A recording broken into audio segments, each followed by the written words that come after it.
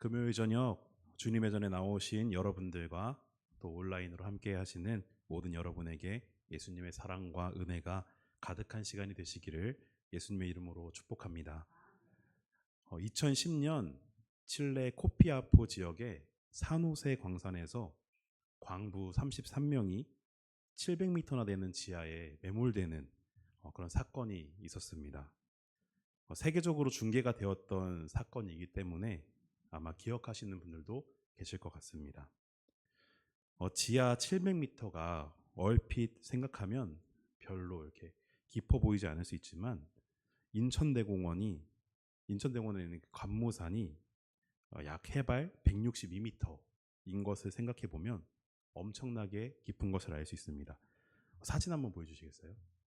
네, 좀 작아서 잘 안 보이긴 하는데 저기에 에펠탑도 있고 두바이에서 가장 높은 탑이 있는데 그 정도 깊이의 700m가 그 정도 깊이가 된다고 합니다. 이 광부들은 이제 관모산으로 치면 약 5배 정도의 깊이가 되는 그런 깊숙한 지하에 매몰된 것이죠. 그곳은 빛도 없고 또 음식도 한정적이고 또 광산이라는 점 때문에 엄청 덥고 또 습해서 피부병까지 유발할 수 있는 그런 곳이었습니다. 사고가 아닌 멀쩡한 때 작업을 위해서 들어갔을 때도 힘들고 분명하게 열악한 곳인데 매몰되어 갇혀 있다는 심리적인 압박을 비롯하여 패닉까지 온다면 얼마나 고통스럽고 힘든 시간이었겠습니까? 그런데 여러분, 산호세 광산에 매몰되는 광부 33명이 결국 어떻게 되었는지 아시나요? 33명 한 명도 빠짐없이 전부 무사히 구출이 되었습니다. 무려 69일이라는 오랜 시간이 걸렸습니다. 이들은 700m가 넘는 이 지하에서 아주 최악의 환경에서 69일이나 되는 긴 시간을 생존한 것이죠. 이들이 어떻게 69일이라는 시간을 보내고 견뎌낼 수가 있었을까요?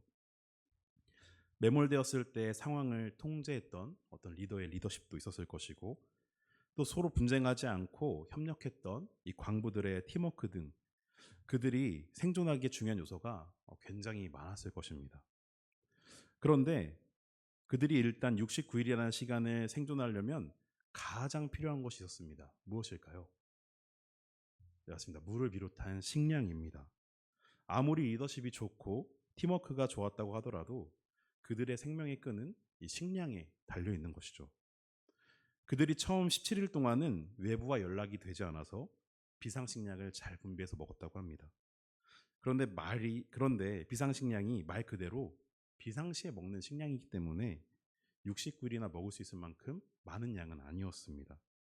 그러나 17일이 지나고 탐사 구멍을 통해서 광부들이 생존해 있다는 사실을 알게 되고 그 좁은 통로를 통해서 영양제과 또 물, 생존에 필요한 식량과 약품들을 고갈되지 않도록 지속적으로 전달해 주었기 때문에 이 69일이라는 시간을 버티고 생존할 수가 있었던 것이죠. 만약 이들이 17일까지는 잘 버텼지만 외부에 있는 사람들이 매몰된 이들이 17일이나 지났으니까 다 죽었을 거야 라고 판단을 하고 작업을 늦추었거나 식량을 보급하지 않았더라면 이들은 애써 버티고 있었지만 결국 죽을 수밖에 없었을 것입니다. 그들은 주어진 환경에서 최대한 버텼지만 도저히 본인들의 방법으로는 탈출할 수가 없었습니다. 오직 외부에 있는 사람들이 구출해 주기를 소망하면서 인내하고 기다리기만 할 뿐이었죠. 저는 이 사건을 떠올리면서 우리의 삶을 다시 한번 되돌아봅니다. 우리가 살아가는 세상이 지금 정말 살기 좋아 보이지만 또 한편으로는 매몰된 공간처럼 우리의 호흡을 압박해 옵니다. 우리에게 주어진 것들로 애써 살아가야 할 이유를 만들어가면서 버텨내고 버티지만 우리는 점점 고갈되고 메말라 갑니다. 그럼 우리가 살아내려면 어떻게 해야 할까? 이 질문을 던졌을 때 세상에 매몰된 우리도 살아가야 할 양식을 위로부터 공급받아야 한다. 이 결론에 이르게 되었습니다.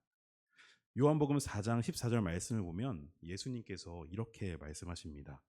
내가 주는 물을 마시는 자는 영원히 목마르지 아니하리니 내가 주는 물을 그 속에서 영생하도록 솟아나는 샘물이 되리라. 아멘. 이 세상에서 메말라가는 우리의 영과 육이 마르지 않도록 하늘의 것을 지속적으로 공급받아야 합니다. 그것은 우리의 목을 축여주시는 성령님과 말씀의 양식일 것입니다. 이것을 공급받을 때에 우리의 영과 육이 다시 살아날 줄로 믿습니다.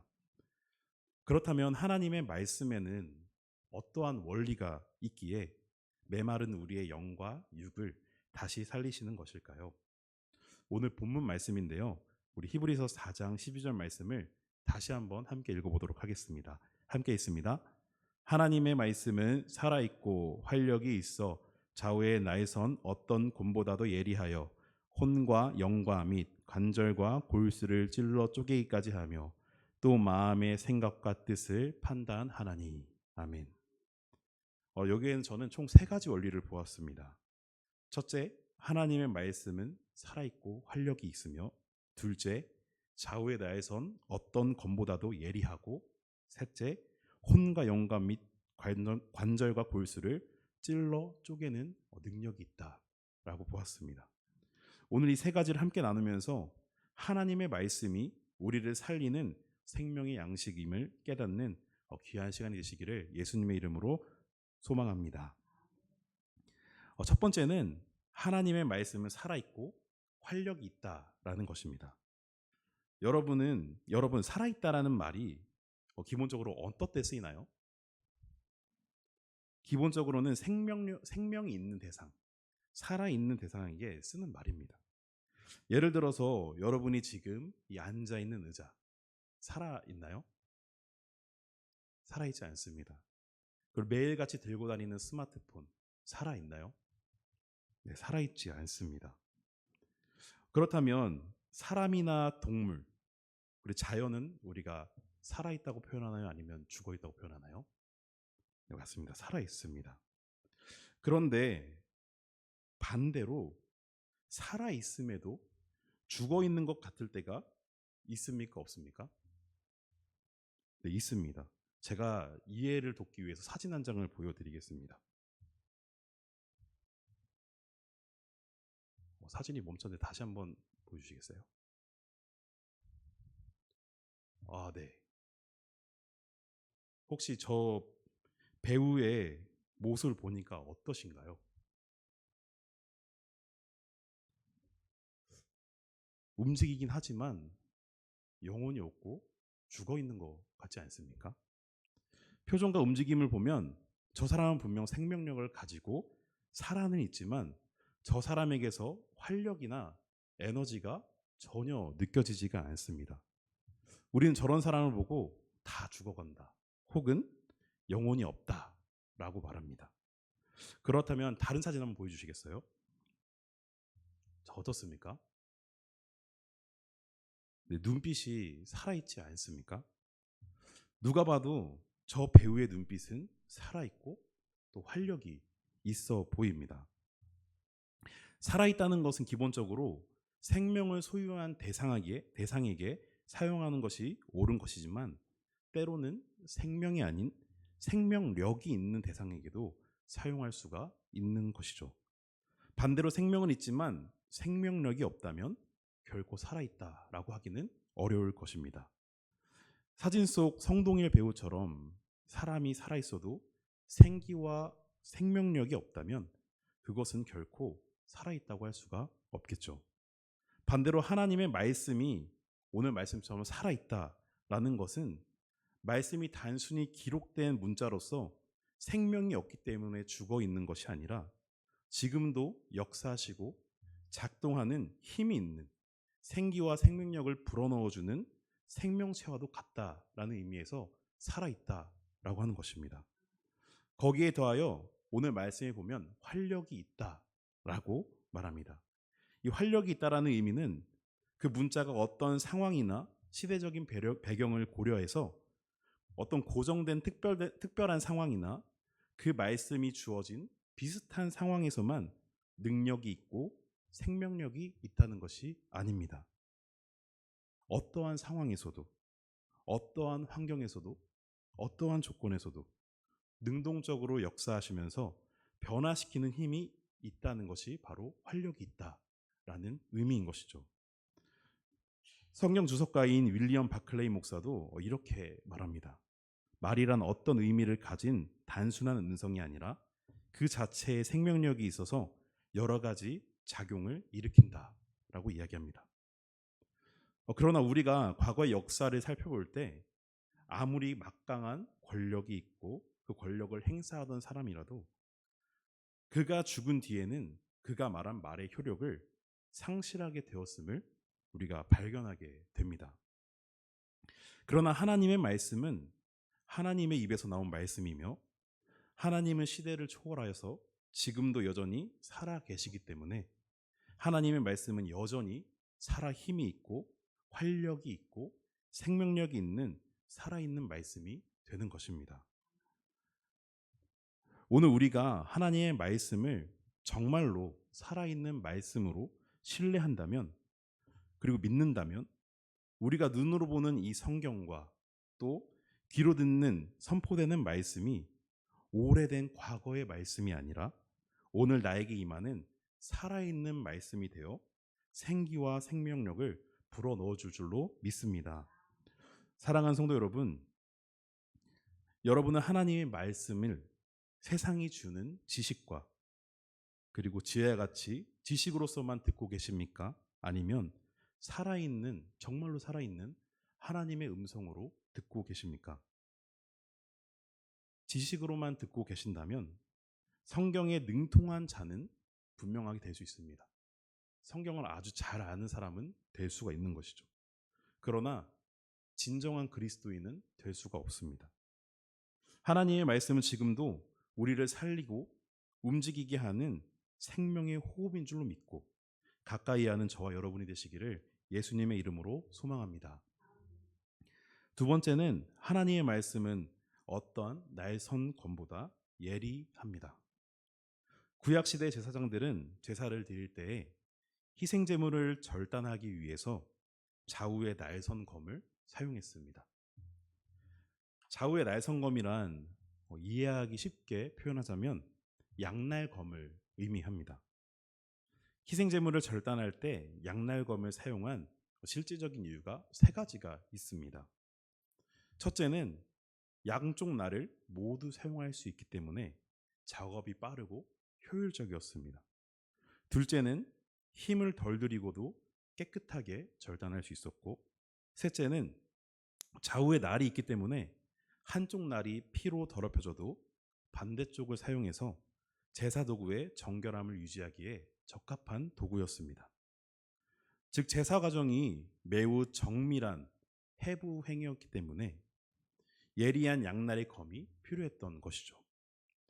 그런데 오늘 말씀을 보니 하나님의 말씀이 이러한 좌우의 날선 검보다 예리하다라고 말합니다. 어떠한 이유 때문에 이렇게 말씀하시는 것일까요? 여기에는 실제적 이유 말고 또 상징적인 의미가 있기 때문입니다. 레위기 10장 10절 말씀을 보면 너희가 거룩하고 속된 것을 분별하며 부정하고 정한 것을 분별하라 라고 말씀하셨습니다. 이는 구약시대의 제사의 핵심이 정한 것과 부정한 것을 분별하는 데 있음을 나타냅니다. 즉 제사장이 희생제물을 가르고 분리하는 행위는 단순히 해부의 행위가 아니라 희생제물의 속을 가르고 또 드러내서 하나님께 드릴 수 있는 것과 버려야 할 것을 구분하는 영적인 행위였던 것이죠. 오늘 본문에서 하나님의 말씀이 좌우의 날선검보다 예리하다고 말하는 것은 깨끗한 것과 더러운 것을 구별하기 위한 정확하고도 예리한 하나님의 기준을 나타내는 것입니다. 그렇다면 더러운 것이 무엇일까요? 바로 죄입니다. 죄에 대한 하나님의 기준이 정확하고 아주 예리하다라는 것이죠. 그래서 우리를 영적인 타락으로 이끌고 또 주님으로부터 멀어지게 하는 이 죄를 구별하고 예리하게 절단할 수 있도록 인도해 주는 것이 바로 하나님의 말씀이다라는 것입니다. 여러분은 아마 잘 알고 계실 것 같습니다.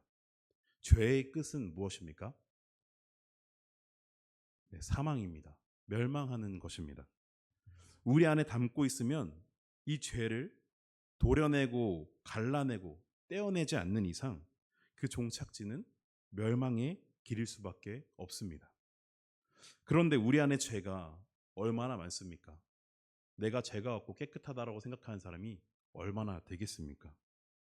알고도 짓는 죄, 나도 모르게 짓는 죄, 수많은 죄들이 우리 안에 가득하게 쌓여 있고 매일매일 새로운 죄를 축적해 나가고 있습니다. 이로 인해 멸망의 길로 걸어 들어가는 우리들의 삶은 당연히 순탄할 수 없고 또 그 죄로 인해서 우리의 삶을 올가매게 됩니다. 보고의 독은 매우 강력합니다. 혹시 보고의 독이 얼마나 강력한지 아시나요? 사진 한번 보여주세요. 네, 무려 청산가리의 1000배 이상 강한 독을 가지고 있다고 합니다. 특히 보고 요리에 주의해야 하는 이유는 청산가리보다 1000배나 강한 독을 가지고 있는 것도 문제이지만 더 중요한 점은 이 독은 해독할 수 있는 해독제가 없다고 합니다. 그래서 보고독에 중독되면 치명적인 결과를 맞이하게 되는 것이죠. 그런데 이렇게 강한 독소가 어떻게 생겨나는 것일까요? 신기하게도 이 보고의 독의 주성분인 테트로독신은 보고 자체에서 생성되는 것이 아니라 해양 세균에 의해서 생성이 된다고 합니다. 즉 먹이사슬을 통해서 보고가 계속해서 해양 세균을 섭취하면서 몸 안에 축적된 독이라는 것이죠. 이 치명적인 독이 스스로 만들어내는 것이 아니라 본인이 생존하기 위해서 해양 생물을 먹다 보니까 몸에 쌓인 것입니다. 저는 이 보고의 독의 생성 과정을 보면서 우리 안에도 이와 같은 치명적인 독이 우리의 삶 속에 크고 작은 행위들을 통해서 수없이 축적이 되어 있겠구나 싶었습니다. 우리 몸에 보고와 같이 청산가리의 1000배 이상 강한 독이 있지는 않겠지만 우리가 이 세상에서 살아내기 위해서라는 변명 속에 수없이 저질러왔던 크고 작은 죄악들이 우리 안에 치명적일 정도로 쌓이고 쌓여서 멸망의 길로 인도하고 있다라는 것이죠. 그런데 보고독이 참 무서운 점이 있습니다. 이렇게 사람을 쉽게 죽일 수 있는 아주 치명적인 독임에도 불구하고 색도 없고 또 맛도 없고 냄새도 없다고 합니다. 그러니까 다시 말하면 눈으로 보고 음식을 보면 전혀 독이 있는 것과 없는 것이 티가 나지 않는다라는 것이죠. 구분할 수가 없는 것입니다. 우리도 마찬가지일 것 같습니다. 내 안에 치명적인 독과 같은 죄가 엄청나게 농축되어 쌓여가고 있는데 티가 나지 않는다는 것이죠. 내 안에 언제 터질지 모르는 이 치명적인 독이 아주 가득한데 정작 우리는 구분하지 못하고 알 수도 없다는 것입니다. 그런데 시중에 보면 복요리를 판매하는 곳들이 있습니다. 저도 기회가 돼서 한번 먹어본 적이 있는데 조금 무섭긴 하더라고요. 보고요리를 먹으려면 독소 제거 기술을 가진 정말 전문가가 이 독을 깔끔하게 제거해야지만 안전하게 먹을 수가 있습니다. 치명적인 독을 가지고 있는 보고지만 전문가가 이 독소를 제거하는 순간 누구든지 맛있게 먹을 수 있는 귀한 요리가 되는 것이죠. 저는 오늘 말씀에 나의 성검처럼 예리하다는 말씀이 이와 같다라고 생각합니다. 하나님의 말씀은 나의 성검처럼 예리해서 나에게 하시는 이 말씀을 통해 독과 같은 내 안에 죄악과 교만, 위선과 같은 이 치명적인 죄악들을 절개하신다라는 것이죠. 말씀으로 독소를 구별하게 하시고 말씀으로 그 독소를 베어내어 주신다라는 것입니다. 앞서 말씀드린 것처럼 보고독이 위험한 이유는 중독되면 이 독을 해독할 수 있는 해독제가 없기 때문입니다. 그런데 우리의 죄악도 마찬가지입니다. 세상의 방법으로는 절대로 이 죄를 해독할 수가 없습니다. 그러나 하나님께서는 불가능이 없으시고 또 그런 위대하신 하나님의 말씀은 우리의 죄악을 제거하시기에 부족함이 없는 줄로 믿습니다. 사랑하는 성도 여러분, 하나님께서는 말씀을 통해서 우리를 거룩하고 정결한 생명의 길로 인도해 주시는 줄로 믿습니다. 여러분 안에 쌓인 죄악의 짐들을 하나님 말씀이라는 이 예리한 검으로 모두 절개하고 떼어내시고 죽어가던 우리의 영혼을 다시 살려내시는 또 주님을 의지하는 저와 여러분이 되시기를 예수님의 이름으로 소망합니다. 셋째는 혼과 영과 및 관절과 골수를 찔러 쪼개는 것입니다. 혼과 영과 및 관절과 골수를 찔러 쪼개기까지 하며 라는 표현은 마치 해부학적 묘사처럼 보여집니다. 그러나 이 말씀은 단순한 해부학적 묘사가 아닙니다. 혼과 영은 인간의 이 보이지 않는 부분을 의미하는 것이고 또 관절과 골수는 인간의 보이는 육체적인 것을 의미합니다. 즉 하나님의 말씀은 인간의 겉과 속 그리고 영혼과 육체, 내면과 행동 등 우리의 전인적인 모든 것을 찔러 관통하고 쪼갠다라는 것이죠. 하나님의 말씀은 단지 우리가 무엇을 하는가를 보시는 것이 아니라 그 일을 하게 된 동기와 중심, 곧 왜 그렇게 했는지 가장 깊은 곳에 은밀한 생각까지 다 드러내는 것이죠. 그렇다면 이 말씀이 의미하는 바는 그저 하나님께서 우리를 심판하시기 위해서 우리의 보이는 부분과 보이지 않는 부분까지 살피시는 게 아닌가? 이런 생각을 해보게 됩니다.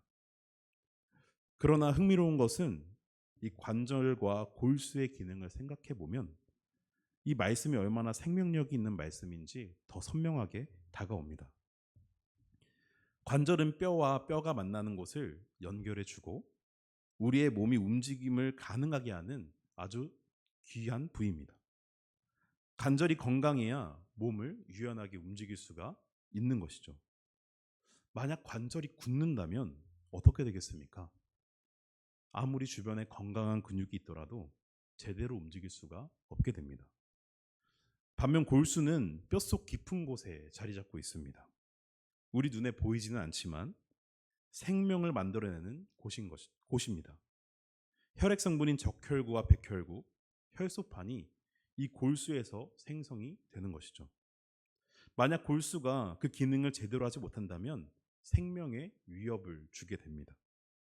이 관절과 골수의 기능을 우리의 신앙에 비춰본다면 하나님의 말씀은 우리의 영과 혼, 겉과 속을 넘어서 관절, 즉 행동의 움직임과 또 골수, 생명의 근원까지 변화시키는 힘이 있다라는 것이죠.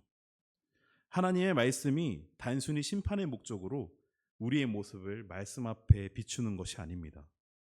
살아있고 활력이 있는 말씀으로서 우리의 영과 혼은 물론이고 관절까지 찔러 세상과 타협하고 반복되는 그리고 연속되는 신앙생활과 또 그 삶 가운데 굳어버린 우리의 신앙을 다시 움직이게 하시는 그런 힘이 있는 것입니다. 또 생명의 근원인 골수를 찔러 죽은 마음을 다시 뛰게 하는 것이죠. 마치 백혈병 환자가 치료를 위해서 골수를 이식받는 것처럼 말입니다. 오해가 없으셨으면 좋겠습니다. 백혈병 환자는 자신의 망가져버린 이 골수로는 더 이상 생명을 유지할 수 없기 때문에 건강한 사람의 골수를 이식받아야 합니다. 그렇게 될 때에 그 사람 안에서 새로운 생명의 흐름이 다시 시작이 되는 것이죠. 하나님의 말씀 또한 그렇습니다. 우리를 말씀 앞에 비추어서 우리가 죄인인가 아닌가 이것을 판단하기 위해서뿐만이 아니라 그것을 판단하고 죽어있던 우리의 영혼 안에 하나님의 말씀이라는 새로운 골수를 이식하고 그 말씀으로 말미암아 우리 안에서 하나님으로부터 나오는 새 생명이 다시 흐르기 시작하는 것입니다. 죽어가던 우리의 영혼에 새 생명이 되어서 하나님의 사람이 되어가는 것. 말씀이 우리를 살아가게 하는 피가 되어서 그리스도인으로 거듭나게 되는 것이죠. 사랑하는 성도 여러분, 우리가 말씀 앞에 겉모습만 반응하는 신앙인을 넘어서 내 안의 깊은 곳에서부터 중심이 변화되는 저와 여러분이 되시기를 예수님의 이름으로 소망합니다. 그때 비로소 하나님의 말씀이 살아있는 말씀이 되고 우리 안에 생명을 만들어내는 활력이 있는 말씀이 되는 줄로 믿습니다. 말씀을 정리하겠습니다. 하나님의 말씀은 살아있고 또 예리하며 우리의 전인적인 모든 것을 찔러 관통하고 우리의 마음과 뜻을 판단합니다. 즉 하나님의 말씀은 우리를 하나님 앞에 서게 하는 거울인 것이죠. 그러나 그렇다고 해서 말씀의 능력이 오직 우리의 모습을 정죄하고 심판하는 것에 그치지 않습니다. 나의 겉모습과 속 안에 있는 깊은 곳까지 진실하게 보여주시고 그것을 회복시키기 위한 하나님의 사랑의 도구가 되는 것이죠. 그래서 우리는 이 말씀을 우리의 주된 식량으로 삼아야 되고 또 그 말씀 앞에 감사와 순종의 결단으로 나아가야 합니다. 말씀 앞에 서는 자는 변하지 않을 수가 없습니다. 왜냐하면 오늘도 하나님의 말씀은 내 안에서 살아 활력이 넘쳐 또 역사하고 있기 때문입니다. 사랑하는 성도 여러분, 하나님께서는 우리가 살아갈 수 있도록 그리고 살아낼 수 있도록 매일매일 말씀의 양식을 공급해 주십니다. 우리가 그 말씀으로 말미암아 새로워질 때 우리의 영과 육은 살아나고 우리의 삶의 소망과 활력이 넘치는 줄로 믿습니다. 이 말씀을 신뢰하시면서 말씀의 능력이 저와 여러분들 삶 가운데 풍성히 누려지시기를 예수님의 이름으로 축원합니다. 아멘. 기도하겠습니다.